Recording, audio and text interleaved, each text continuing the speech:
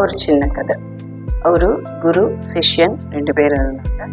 2 பேரோட வேலை என்ன அப்படின்னா, 6 மாதம் அவங்க நாட்டில் உழைச்சி சம்பாதிச்ச காசை 6 மாதம் காட்டுக்குள்ளே போய் இருக்கிற கோயில்களை சீரமைக்கிறது, காட்டுக்குள்ளே இருக்கிற கோயிலை சுற்றி இருக்கிற மக்களுக்கு உதவி பண்ணுறது, இந்த மாதிரி பண்ணுவாங்க. ஸோ 6 மாதம் நாடுனா 6 மாதம் காடு, இந்த மாதிரி பண்ணிட்டு இருந்தாங்க. ஒரு 6 மாதம் அதே மாதிரி அவங்க தொண்டு செஞ்சுட்டு திரும்ப வரப்ப அவங்களோட வீட்டோட மேற்கூரை அப்படிங்கிறது காணாம போயிருக்கு. ஸோ இதை பார்த்தோன்னா சிஷ்யனுக்கு ரொம்ப மனசு கஷ்டமாயிடுச்சு. என்னடா 6 மாதம் நம்ம இறைவனுக்காக தானே வேலை பார்த்துட்டு வரோம், நம்ம வீட்டை பார்த்துக்க வேண்டியது இந்த இறைவனோட பொறுப்பு இல்லையா, அவர் எப்படி நம்ம வீட்டை இப்படி பார்த்துக்காம விட்டுட்டாரே அப்படின்னு சொல்லிட்டு அவனுக்கு கடவுள் மேல ரொம்ப கோவம் வந்துச்சான். ஆனா பக்கத்துல இருந்த குரு சொன்னாராம், கடவுளே ரொம்ப தேங்க்ஸ் கடவுளே, 6 மாசமா நான் நல்லா வெட்ட வெளியில படுத்து தூங்கிட்டு இருந்தேன், திரும்ப அந்த 4 செவருக்குள்ள போய் தூங்கணுமேன்னு ரொம்ப கஷ்டப்பட்டுட்டு இருந்தேன். ஆனா எனக்காக நீ என்ன பண்ண, காத்தனுப்பிச்சு என் வீட்டோட கூரைய எடுத்துட்டு போயிட்ட, இப்ப நான் நல்ல காத்தோட்டமா தூங்கலாம், ரொம்ப நன்றி கடவுளே அப்படின்னு சொல்லி அவர் வேண்டிட்டு இருந்தாராம். இதை பார்த்தோன்னா சிஷ்யனால அக்செப்ட் பண்ணிக்க முடியல. பட் இருந்தாலும் குரு இல்லையா, அவரால் ஒண்ணுமே சொல்ல முடியல.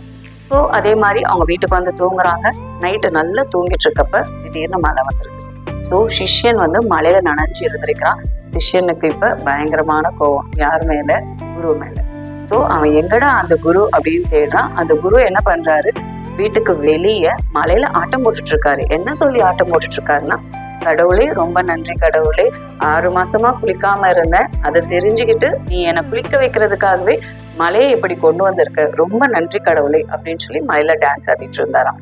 இதை பார்த்தோம் சிஷ்யனுக்கு ரொம்ப கோவம் வந்துருச்சு. முட்டாள்தனத்துக்கு ஒரு அளவு இல்லையா. ஸோ அவன் குரு கிட்ட கேட்குறான், என்ன குருவே நீங்க இப்படி பண்றீங்க, காலையிலனா காத்தனுச்சு ஓட பிரிச்சுட்டு போயிட்ட அப்படின்னு சொல்லி கடவுளுக்கு தேங்க்ஸ் சொல்றீங்க, இப்ப நம்மளால தூங்கவே முடியாத அளவுக்கு மழை பெய்யுது, இப்ப என்னன்னா இந்த மழையை அனுப்பிச்சதுக்கு நன்றி சொல்லிட்டு இருக்கீங்க, நீங்க பண்றது கொஞ்சம் கூட அர்த்தமே இல்லை அப்படின்னு சொல்லி சிஷ்யன் குரு கிட்ட சொல்றாரு. ஸோ அப்ப குரு சொன்னாரா, சிஷ்யா, என்னுடைய இத்தனை வருஷம் ஆன்மீக வாழ்க்கையில எனக்கு கடவுள் இருக்காரா இல்லையான்றது நான் இன்னும் தெரிஞ்சுக்கவே இல்லை. ஆனா ஒரு விஷயத்த தெரிஞ்சுக்கிட்டேன். என்ன அப்படின்னா, வாழ்க்கையில நடக்கிற விஷயங்களை நம்ம எந்த கண்ணோட்டத்தோட பாக்குறோமோ அந்த கண்ணோட்டத்தை தான் மகிழ்ச்சி இருக்கு.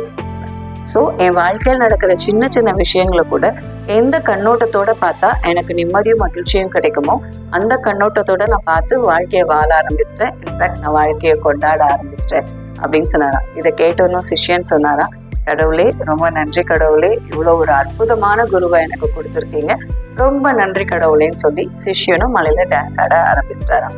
இதுல இருந்து தெரிஞ்சுக்கிற விஷயம் என்ன அப்படின்னா, சூழ்நிலைகள் எதுவும் நம்ம கையில இல்லை, நம்ம கையில இருக்கிற ஒரே விஷயம் சூழ்நிலைகளை நம்ம பார்க்குற கண்ணோட்டம் மட்டும்தான்.